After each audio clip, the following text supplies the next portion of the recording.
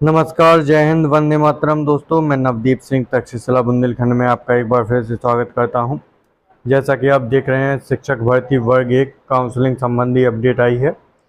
किन किन अभ्यर्थियों के नहीं होंगे सत्यापन, और डीपीआई ने काउंसलिंग संबंधी सभी प्रश्नों के जवाब दिए हैं आपके, और क्या क्या आपके ज़रूरी डॉक्यूमेंट होंगे, इसका भी नियम पुस्तिका जो है वो जारी हो गई है। तो आपके लिए वर्ग 1 के लिए एक बहुत बड़ी अपडेट है कि आप सभी के जो दस्तावेज सत्यापन हैं उनकी जो तिथि है वो आ चुकी है कि कब से आपके दस्तावेज सत्यापन होने हैं।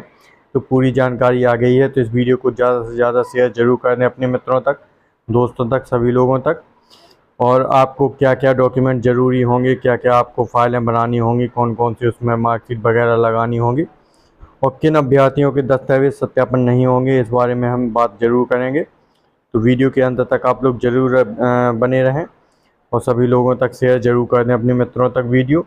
और जो भी लोग हमारे चैनल को पहली बार देख रहे हों वो इस चैनल को सब्सक्राइब करके बेल आइकन को आप ज़रूर प्रेस कर दें।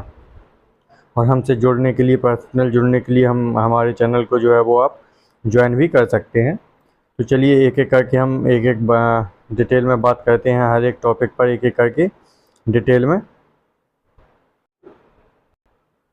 तो जैसा कि आप इस आदेश में देख रहे होंगे, पहले हम इस आदेश के बारे में चर्चा कर लेते हैं। लोक शिक्षण संचालनालय मध्य प्रदेश से आदेश जारी हुआ है आपका। इसमें कहा गया है, कर्मचारी चयन मंडल द्वारा आयोजित उच्च माध्यमिक शिक्षक चयन परीक्षा 2023 के परिणाम के आधार पर चयनित अभ्यर्थियों को सूचित किया जाता है कि आयोजन प्रक्रिया के अंतर्गत एमपी ऑनलाइन पोर्टल ये दिया गया है पर प्रोफाइल पंजीयन एवं दस्तावेज अपलोड संबंधी कार्यवाही दिनांक 14 जून से प्रारंभ की जा रही है। काउंसलिंग की समय सारणी निम्नानुसार है। तो इन्होंने पूरी समय सारणी भी दे रखी है कि किस किस समय कौन कौन सी काउंसलिंग होने क्या है। तो आप देखेंगे इसमें प्रोफाइल पंजीयन, दस्तावेज अपलोड की साला एवं विकल्प चयन 14 जून 2024 से 18 जून 2024 तक होगा। दस्तावेज सत्यापन आपका 21 जून 2024 से 23 जून तक होगा आपका। दस्तावेज अपलोड के साथ ही साला विकल्प चयन भी किया जाना है। अतः समस्त चयनित अभ्यर्थियों को सूचित किया जाता है कि उन्हें समस्त शालाओं का अनिवार्यतः चयन करना है। निर्धारित दिनांक में कार्यवाही पूर्ण करें। उक्तानुसार कार्यवाही समय सीमा में पूर्ण नहीं करने की स्थिति में अभ्यर्थी चयन प्रक्रिया से बाहर हो जाएंगे एवं उनकी नियुक्ति के संबंध में विचार नहीं किया जाएगा। अभ्यर्थियों को सलाह दी जाती है कि वे निरंतर एमपी ऑनलाइन पोर्टल देखते रहें। तो ये आपका आदेश था। अब हम डिटेल में पूरी एक एक करके बात करते हैं हर एक टॉपिक पर। तो जैसा कि आप इसमें देख रहे होंगे, ये पूरी नियम पुस्तिका जो चयनित आवेदकों के लिए निर्देशिका ये आपकी जारी हो चुकी है। ये न्यू अपडेट आया है आपके ईएसबी की साइट पर। अभ्यर्थियों के लिए सूचना, चयनित अभ्यर्थी आवेदकों के लिए निर्देशिका, चयनित परीक्षक के लिए जारी नियम पुस्तिका, यह उच्च माध्यमिक शिक्षक नियोजक की प्रक्रिया, ये सारी जो चीज़ें हैं वो अपलोड कर दी गई हैं आपके जो है वो ईएसबी के पोर्टल पर। तो आप वहाँ से भी डिटेल में पढ़ सकते हैं सभी को।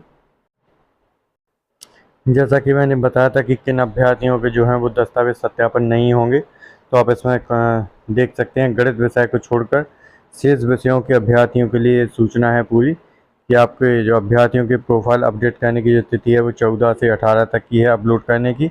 अभ्यर्थियों द्वारा अपलोड किए गए दस्तावेजों का जिला स्तर पर सत्यापन कराना ये 21 से लेकर आपके 23 तक जो है वो अनिवार्य रूप से होगा आपका।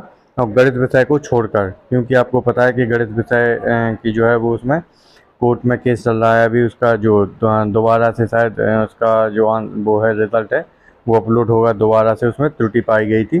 तो गणित विषय के छोड़कर जो बाकी जिन विषयों, सभी विषयों के जो अभ्यर्थी हैं जो चयनित हैं वो उन सभी का जो प्रोफाइल अपडेट करवाएं, अपने दस्तावेज सत्यापन करवाएं, दस्तावेज अपलोड भी करवाएं आपके पूरे डॉक्यूमेंट सहित।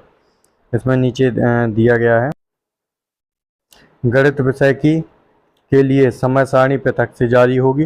विषय उपयुक्त तिथियां अनुमानित हैं तथा किसी भी समय आवश्यक होने पर परिवर्तित की जा सकेंगी।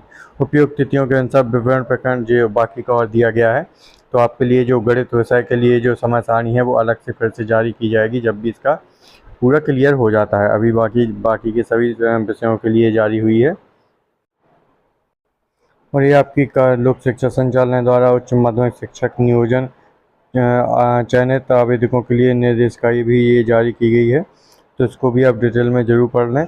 मध्य प्रदेश राज्य स्कूल शिक्षा सेवा शर्त भर्ती नियम 2018 तथा इस नियम से समय समय पर किए जाने वाले संशोधन उल्लेख किया गया है। मैं ये पूरी आप नियम पुस्तिका है जो डाउनलोड करके आप पढ़ सकते हैं, इसको भी डिटेल में पढ़ सकते हैं। अब हम इसमें देखते हैं कि उच्च माध्यमिक शिक्षक पद हेतु अभ्यर्थियों द्वारा अपलोड किए जाने वाले आवश्यक दस्तावेजों की सूची, जो आपके लिए बहुत ज़रूरी होने वाली है कि क्या क्या आपको जो दस्तावेज हैं वो अपलोड करवाने हैं। तो पहला है पात्रता परीक्षा की अंक सूची। जो आप पात्रता परीक्षा में आप पास हुए थे उसकी जो अंक सूची है उसको भी ले जाना है आपको, उसको भी अपलोड होगी। जन्म तिथि एवं प्रमाणीकरण हेतु आपकी 10वीं की हाई स्कूल की मार्कशीट लगेगी और सनद भी ले जाना आप, जो 2010 के पहले वाले हैं उनमें सनद आती है। स्नातक उपाधि की अंक सूची सेमेस्टर वर्षों की, मतलब अगर आप सेमेस्टर से हैं तो वो भी, और वर्षों के हैं ईयरली हैं तो आपको स्नातक की अंक सूची ले जानी है। स्नातकोत्तर उपाधि की अंक सूची सभी सेमेस्टर सभी वर्षों की आपको, एमए की या एमएससी की भी, आप जो भी किया हो आपने उसकी आपको स्नातकोत्तर की भी अंक सूची ले जानी है। आरक्षण का लाभ प्राप्त करने वाले अभ्यर्थियों, अनुसूचित जाति जनजाति पिछड़ा वर्ग आर्थिक रूप से कमजोर वर्ग जो भी लागू हो से संबंधित जाति मार्कशीट और प्रमाण पत्र जो मध्य प्रदेश के साथ सक्षम अधिकारी द्वारा जारी है, नवीनतम डिजिटल प्रमाण पत्र हो लागू होने की दिशा में। मतलब आप अगर किसी कैटेगरी में आते हैं, अनुसूचित जाति जनजाति अन्य पिछड़ा वर्ग या फिर ईडब्ल्यूएस से आते हैं, इकोनॉमिकल वीकर सेक्शन से सामान्य वर्ग के, तो आपको उसके जो प्रमाण पत्र होता है वो ले जाना है, और नवीनतम ले जाना है डिजिटल प्रमाण पत्र आपको, जो अभी अपलोड हो आपका अभी जो है वो जो डिजिटली हो आपका। फिर आगे है इसमें मध्य प्रदेश का स्थानीय निवास प्रमाण पत्र। तो आपके जो मध्य प्रदेश के अभ्यर्थी हैं उनको स्थानीय निवास प्रमाण पत्र जरूर ले जाना है।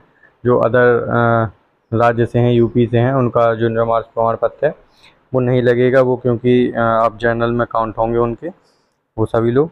अतिथि शिक्षक अनुभव से संबंधित सक्षम अधिकारी द्वारा जारी प्रमाण पत्र लागू होने की दिशा में, तो अतिथि शिक्षक का जो अनुभव संबंधित प्रमाण पत्र है वो भी लगेगा।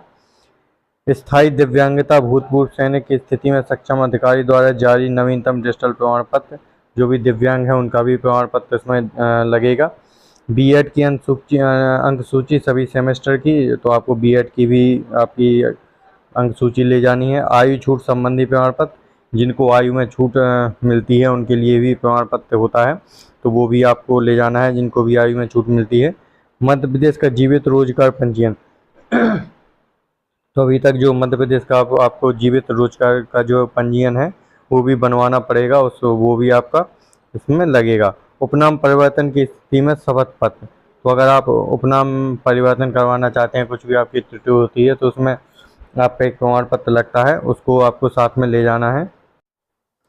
और ये आप जो एक दस्तावेज सत्यापन के लिए ये जा रहे हैं तो आपको ये जरूर ले जानी है। उच्च माध्यमिक शिक्षक नियोजन अंतर्गत चयन सूची के अभ्यर्थियों का दस्तावेज सत्यापन, ये आपको फिल करके ले जाना है। इसमें पूरी जानकारी है, आपका नाम, टीटी की अंक सूची, चयन परीक्षा की अंक सूची, ये आपको इसमें फिल करके प्रथम श्रेणी अनारक्षक वर्ग को छोड़कर ये आपको पूरा फिल जरूर करना है और आपको ये साथ में ले जाना है। तो क्या क्या आपके डॉक्यूमेंट ज़रूरी हैं वो मैंने आपको डिटेल में बता दिया है कि क्या क्या आपको ले जाना है, वहाँ पे किस किस की ज़रूरत होगी। अब ये डीपीआई द्वारा आपके जो पूरे सवाल हैं आपके उनका भी आंसर दिया गया है कि कई, क्योंकि अभ्यर्थियों के बहुत सारे सवाल बनते हैं कि ऐसा होगा कि नहीं होगा, कि क्या किस में क्या ज़रूरी है, तो उन्होंने खुद ही अपने आप से ही आपके सारे सवालों के जवाब दिए हैं, उन पर भी हम चर्चा कर लेते हैं।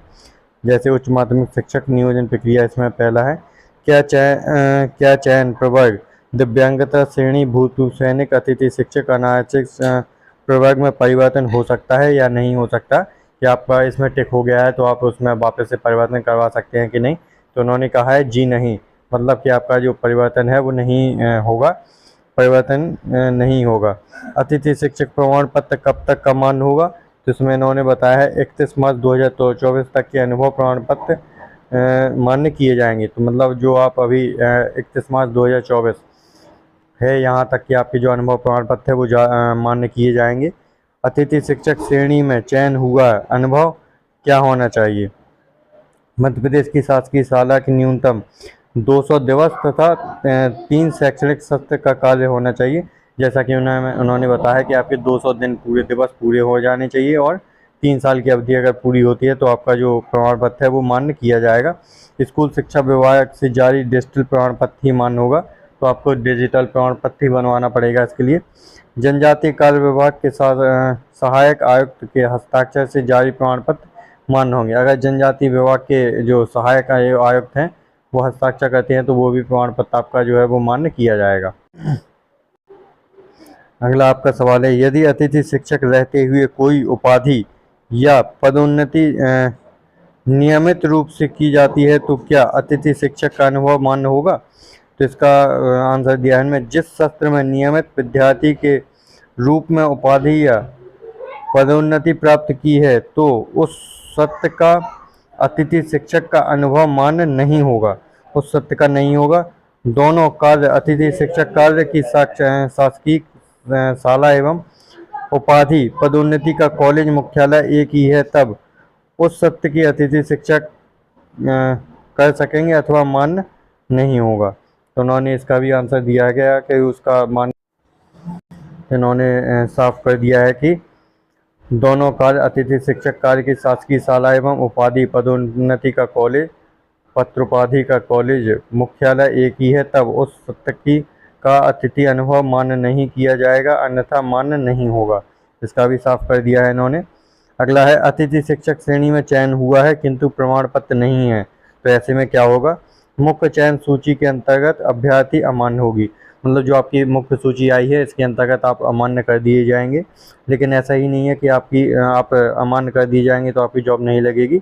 इसमें एक ऑप्शन भी दिया है कि प्रतीक्षा सूची में से कार्रवाई के दौरान संबंधित की गैर अतिथि प्रभाग में मेरिटेम के आधार पर पत्रानुसार कार्रवाई की जाएगी, तो आपको वहां से अतिथि शिक्षक श्रेणी से हटाकर आपको मुख्य सूची में आप अमान्य होंगे, लेकिन आपके नाम जो है वो प्रतीक्षा सूची में डाल दिया जाएगा, आप वेटिंग लिस्ट में आ जाएंगे। आपका अगला क्वेश्चन है, क्या अन्य राज्य का जाति प्रमाण पत्र मान्य होगा? तो इन्होंने कहा है नहीं, मध्य प्रदेश राज्य के सक्षम अधिकारी द्वारा जारी स्थायी जाति प्रमाण पत्र तथा डिजिटल नवीनतम ही मान्य होगा, तो आपको नवीनतम बनवाना होगा जाति प्रमाण पत्र, और ये केवल मध्य प्रदेश के ही अभ्यर्थियों के लिए होगा, किसी अन्य राज्य का जाति प्रमाण पत्र मान्य नहीं होगा आपका। अगला क्वेश्चन है, जाति प्रमाण पत्र किसके नाम पिता या पति के साथ मान्य होगा? अभ्यर्थी का जाति प्रमाण पत्र पिता के नाम के साथ ही मान्य किया होगा। विवाहित महिला का जाति प्रमाण पत्र उसके पिता के नाम के साथ बना प्रमाण पत्र ही मान्य होगा, तो आपको जाति प्रमाण पत्र है जो वो आपको अपने पिता के नाम पर ही बनवाना है। अगला क्वेश्चन है आपका, PVESB के में पात्रता परीक्षा EWS पर टिक किया गया है किंतु EWS में नहीं आता हूँ या आती हूँ तो क्या करें?